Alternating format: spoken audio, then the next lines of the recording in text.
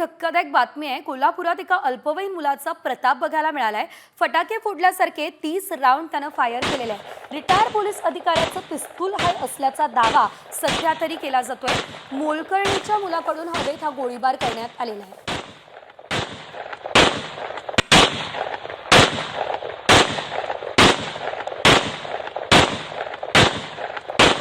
अधिकचे अपडेट या संदर्भात घेऊयात आमचे प्रतिनिधी रणजित माजगावकर यांच्याकडून। रणजित, आपण पाहतोय या मुलाने आता यावेळेस हे 34 राऊंड फायर केले।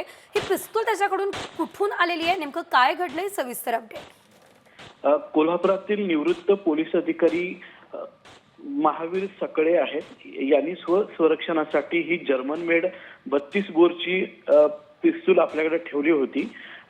31 तारखेला त्यांच्याच घरात राहणाऱ्या एका मोलकर्णीच्या मुलाने ही पिस्तूल चोरली आणि उघड्या माळावर जाऊन त्याने आपल्या मित्रांसोबत ही सर्व पिस्तूल फायर केल्याची प्राथमिक माहिती पोलिसांनी दिलेली आहे। जेव्हा या पिस्तुलातल्या जिवंत सर्व काडतुसांचे फायरिंग झालं त्यानंतर ही पिस्तूल त्याच माळावर टाकून हा मुलगा पुन्हा घरी परतला। जेव्हा पोलिसांना कळालं की आपल्या घरातली ही पिस्तूल चोरीस गेलेली आहे त्यावेळी पोलीस तपास सुरू झाला। त्यावेळी पोलिसांनी या मुलाला विश्वासात घेतल्याने पिस्तुलाची चोरी आपणच केल्याची कबुली ह्या मुलाने दिलेली आहे आणि त्यामुळं हे सर्व प्रकरण समोर आलेलं आहे। मात्र जिवंत 30 काडतुसे आणि पिस्तूल घरातून गायब होते आणि ती फायर होतात।